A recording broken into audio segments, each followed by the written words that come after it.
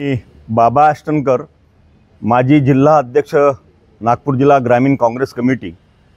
मला 4 महिने आधी अध्यक्षपदावरून गटबाजी करून मला काढलं, कारण मी गटबाजीला थारा दिला नसता आणि आज जे काही केदार साहेब नागपूर जिल्ह्यामध्ये जे काही कृत्य करत आहे त्या कृत्याला कदाचित माझ्याकडून आळा घातला गेला असता, म्हणून मला वरिष्ठांवर, काँग्रेस पक्षाच्या वरिष्ठांवर प्रेशर आणून मला पदावरून काढलं आणि नवीन नवख्या पोराला, जो स्टॅम्प वेंडरसारखा काम करतो, चपराशासारखा, अशा पोराला अध्यक्ष केलं।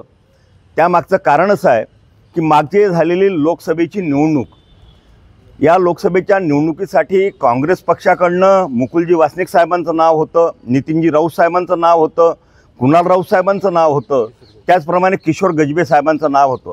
परंतु या दलित लोकांना वगळून एका श्यामकुमार बर्वे नावाचा उपसरपंच, जो रेतीचोर आहे, ज्याच्या नावाने गुन्हे दाखल आहेत, अशा व्यक्तीला काँग्रेस पक्षाने उमेदवारी मिळवून दिली केदार साहेबांनी, आणि तो निवडून आला। त्यावेळेस संविधानाचा मुद्दा होता म्हणून लोकांनी मतं दिली आणि मोठ्या प्रमाणात मुस्लिम असो, दलित असो, या सर्व समुदायांनी BJPच्या विरोधात मतदान करून या माणसाला, श्यामकुमार बर्वेला निवडून आणलं। पण श्यामकुमार बर्वे निवडून आल्यानंतर सुनील केदार जे काही सांगतील, सुनील केदार जे काही म्हणतील, त्यांच्या आदेशाशिवाय पानसुद्धा हलत नाही।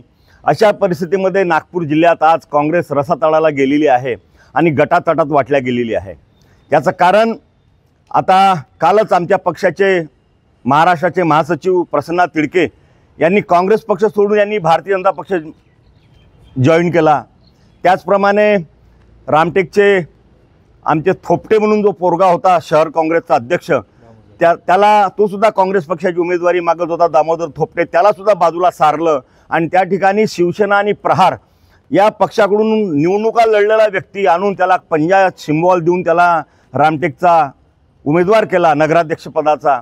त्याचप्रमाणे साजाबाई सेठ कामठी येथून, जो आमचा खूप निष्ठावान कार्यकर्ता काँग्रेसचा, त्याचा बुनकर समाजाचा आहे, मुस्लिम समाजाचा मोठा समुदाय आहे, तो कदाचित निवडून आला असता आणि केदार साहेबाचं काही जमलं नसतं किंवा केदार साहेबांना गटतटाचं त्याचं ऐकलं नसतं आणि गटतटाचं राजकारण करता आलं नसतं, म्हणून केदार साहेबांनी त्याची उमेदवारी कापून मुस्लिम समाजातील अल्प समाजाच्या व्यक्तीला तिकीट दिली आणि त्या ठिकाणी सुद्धा काँग्रेस पक्षाचा हिरमोड झाला।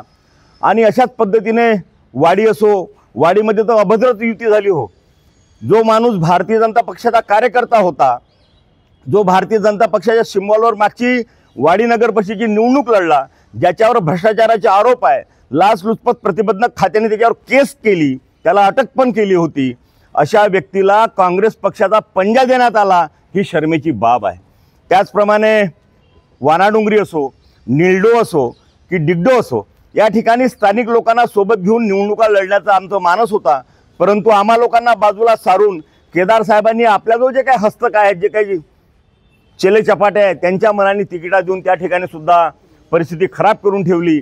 आणि मग उमरेड असो, उमरेडमध्ये मायनॉरिटीचा जो आहे वर्ग, म्हणजे अल्पसंख्याक लोकांचा, त्यांना एक सुद्धा उमेदवारी दिलेली नाही। अशा पद्धतीनं सर्व जिल्ह्यामध्ये असंतोषाचं वातावरण तयार झालं। कार्यकर्ते यांच्या गटबाजीला कंटाळून काँग्रेस पक्ष सोडून बाहेर जात आहे। याविरुद्ध आम्ही आज या ठिकाणी पत्रकार परिषद घेत आहोत।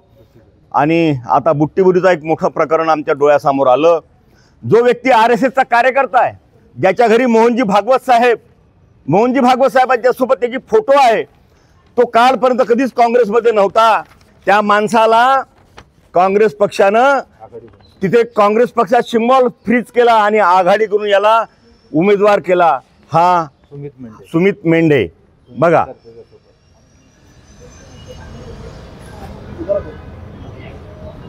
अशा पद्धतीनं अभद्र युत्या करून जर काँग्रेस पक्ष संपवण्याचं काम करत असेल सुनील केदार, त्याचा आम्ही निषेध करतो आणि त्याच्या विरोधात आम्ही काँग्रेस पक्षाचे, आमचे महाराष्ट्राचे अध्यक्ष हर्षवर्धन सपकाळ साहेब त्वरित त्यांनी कारवाई करावी।